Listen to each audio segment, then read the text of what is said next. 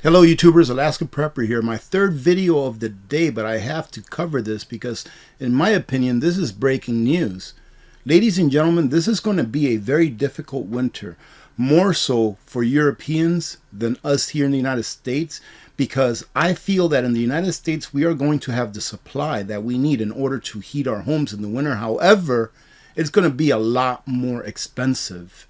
Russia admits weaponizing of gas, and they completely halt the shipments of gas to Europe until sanctions are lifted, as the EU prepares response to energy crisis. Sanctions do not work. They only hurt the people. And the people of Europe, especially Germany, who heavily relies on Russia for their natural gas, not only to run industries, but to heat their homes. They're going to find out this winter. And so are we. So I hope that you're preparing. I've stated this in the past. Start preparing for winter now. I've been saying that for the last 2 or 3 months. Right in the middle of summer, I was saying start preparing for winter now. Because it's going to be a harsh winter for many. Especially those that can barely afford or who are living paycheck to paycheck now. 2 days after Russia indefinitely halted natural gas supplies via the Nord Stream 1 pipeline for the amusing reason that there was an oil leak, shown below, this is the oil leak, all right? They're pretty much mocking the world.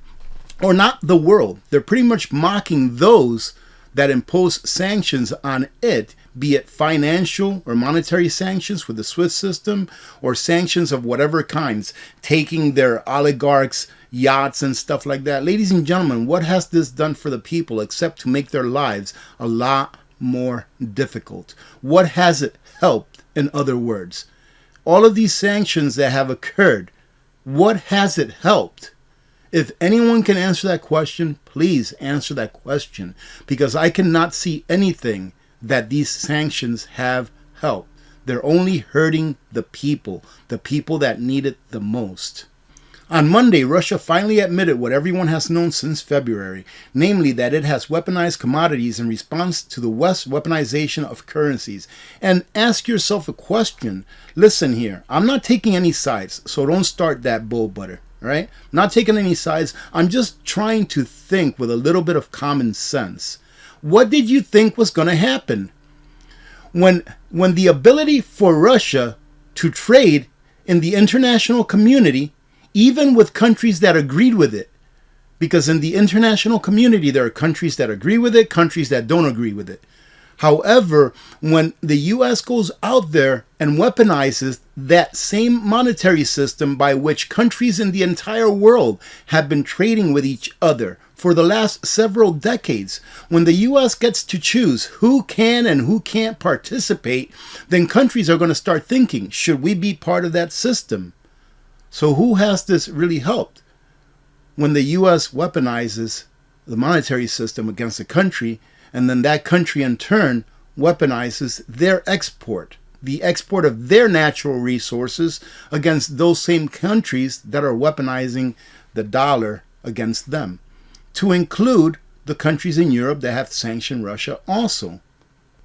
And of course, what's going to happen, ladies and gentlemen, what's happening now? The Kremlin has said that their supply through the Nord Stream 1 pipeline is not going to resume. Until when? Until the sanctions are lifted. Those people that have what other people need have the power. Obviously, Russia doesn't need the SWIFT system. And obviously, the rest of the world needs what Russia has as far as their natural resources, i.e. energy and food. And then here is a quote from Putin's spokesperson. The problems pumping gas came about because of the sanctions Western countries introduced against our country and several companies. There are no other reasons that could have caused this pumping problem. Meaning, lift your sanctions and you get to stay warm this winter. Meaning, lift your sanctions, and your companies will be able to restart, those that have shut down. From what I understand, I think it's in Germany, but somewhere in Europe, if not Germany, there have been aluminum factories that have had to shut down because they cannot afford the elevated prices on energy. I believe just a couple of days ago, I read an article where a steel company had to shut down. Why? Because they cannot afford the price of energy. All these middle-class businesses are shutting down. Why? Because they're getting their new electric bills. I went over this in another video. They're getting these electric bills that are like 5 times, 10 times more expensive than what they normally were under normal circumstances. I'll tell you what, ladies and gentlemen, sometimes I wonder if all of these missteps that governments take, that politicians take in the name of the people, aren't done on purpose. Sometimes I wonder, can they really be this dumb? Can they really be this dumb that they are doing this because they know what the outcome is going to be? Did they war game this before they did it? Did they sit down and consider the first, second, third, fourth order effects of the actions that they were going to take on behalf of their constituents? It leads me to think that they were either very stupid or that they're doing it on purpose. It's got to be one or the other. And I would have to say is, can they really be that dumb? So that leaves the other option, that maybe they are doing it on purpose in order to starve their people, not only with fuel, but you need fuel for food, in order to starve their people with energy so that their people can comply to whatever new system they've got in line. And to top it off, here OPEC has decided to cut production of oil by 100,000 barrels a day. As many of you know here, I don't know, a few weeks ago, the President of the United States went to Saudi Arabia to see if they can maybe bump up their oil production.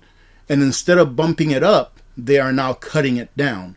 So expect more price hikes at the pump again. Remember how we were so happy? Hey, gasoline went down by 80 cents a gallon or $1 a gallon. It's still twice as much as it was a year and a half ago or so, but it went down $1 a gallon. So we can celebrate now. Well, guess what? It's going to go back up. And it's going to go back up during that time of the year where people need fuel the most, especially heating fuel. All right. So brace for impact, ladies and gentlemen. Things are going to get pretty choppy this winter, in my opinion. And isn't it just convenient that things are going to get really choppy in the winter time? Because I don't think that people like to protest in the winter. Like I said, I hope that it's that they're this stupid. Because if you're stupid, you can learn if you want to learn. I would hope that they're just this stupid and not that they're doing this on purpose. But you know, when you look at governments, they're full of PhDs. They're full of doctors. They're full of people that are very well educated. How in the world can they be this stupid? Wake up, ladies and gentlemen. Get prepared now. Because this winter is going to be a tough winter for many. It's going to be a tough winter for many. And many people will suffer.